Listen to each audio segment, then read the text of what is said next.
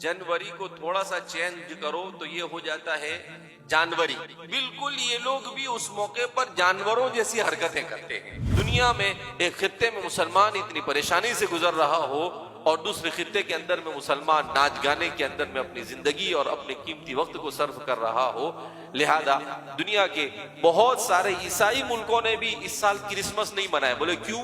बोले गजा में बच्चों को कत्ल किया जा रहा है। बहुत सारे मुसलमान मुल्कों ने भी अपना यौमुल वतनी जिसको कहते हैं, अपना इंडिपेंडेंस डे होता है, वो नहीं मनाया। बोले क्यों? कहा गजा के अंदर मुसलमानों के ऊपर, बच्चों पर, औरतों के ऊपर जुल्म हो रहा है।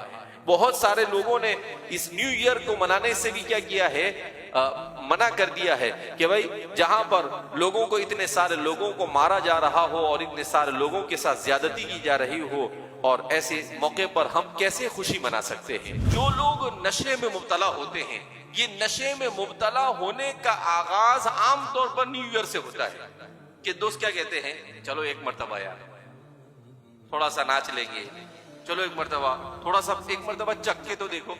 अब वो उसको चस्का लग जाता है और फिर उसके बाद वो उसकी जिंदगी का जुज बन जाता है। पूरे साल में न कभी स्कूल में ढंग से पढ़ा, पूरे साल में कोई अच्छा अचीवमेंट नहीं किया, कोई अच्छा काम नहीं किया, कुछ नहीं, और बना रहा है। क्या बना रहा है? बोले बर्थडे बना रहा हूं। कौन सा बर्थडे? बोले 17वां बर्थडे।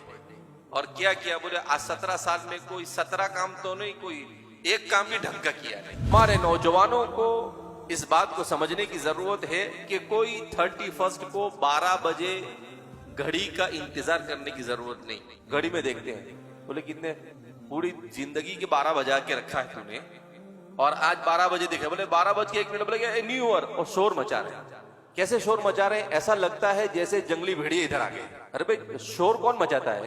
जानवर शोर मचाता है, इंसान शोर नहीं मचाता। इंसान शाइस्तगी के साथ जिंदगी गुजारता है, इंसान तहजीब के साथ जिंदगी गुजारता है। इस साल तो मुसलमानों को किसी भी सूरत में इस तरह की किसी भी हरकत में मुब्तला नहीं होना चाहिए, इसलिए कि आलम इस्लाम और मुसलमान दुनिया में तकलीफ से गुजर रहा है। गज़ल में फलस्तीन की सरजमीन पर एक अंदाजे के मुताबिक अब तक के 25,000 लोग शहीद हो चुके हैं 80 दिनों के अंदर में, और इन शहीद तकरीबन 10,000 से ज्यादा बच्चे हैं, 8,000 से ज्यादा औरतें हैं और 4,000 से ज्यादा बूढ़े हैं।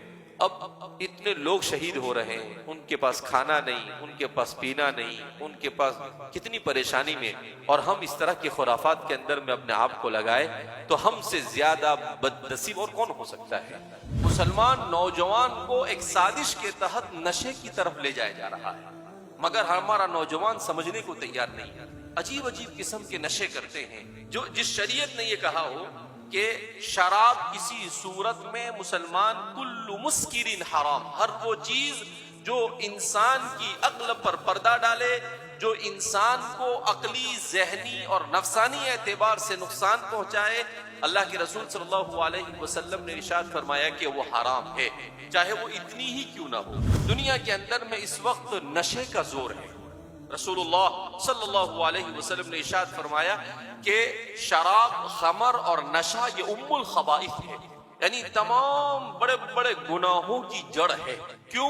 इसलिए कि इंसान जब शराब पीता है तो शराब पीने के बाद उसके लिए उसके बाद हर बड़े गुनाह के करना क्या हो जाता है?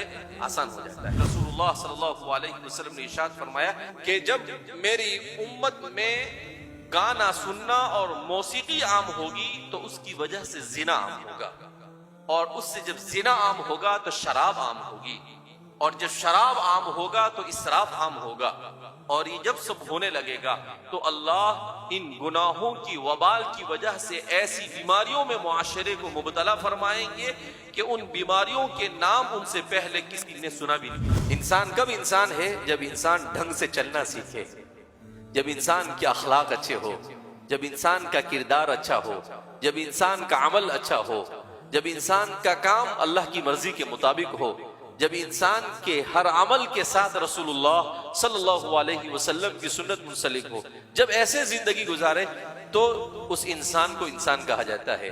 अल्लाह के रसूल सल्लल्लाहु अलैहि वसल्लम से ज्यादा मुकद्दस और पाकीज़ा हस्ती दुनिया में कोई गुजरी है? नहीं गुजरी है। मगर आपने बर्थडे बनाया? नहीं बनाया। आपने एनिवर्सरी बनाई? नहीं बनाई। आपने न्यू ईयर बनाया? नहीं बनाया। मेरे और आपके आइडियल कौन है?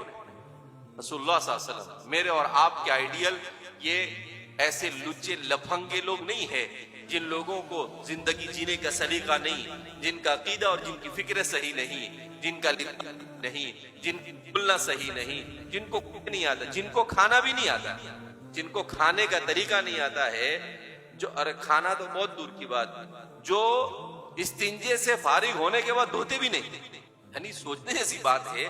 जिस कौम की हम पैरवी कर रहे हैं वो कौम है कि इस्तिंजे के बाद धोती नहीं है। इस उम्मत के फराइज में से है कि वो अगर अपनी आंखों के सामने किसी गुनाह को, किसी मुनकर को, किसी बुराई को करते हुए देखे तो हाथ से रोकने की कोशिश करे, जबान से रोकने की कोशिश करे, और अगर कुछ ना हो सके तो कम से कम उसको दिल से बुरा समझे।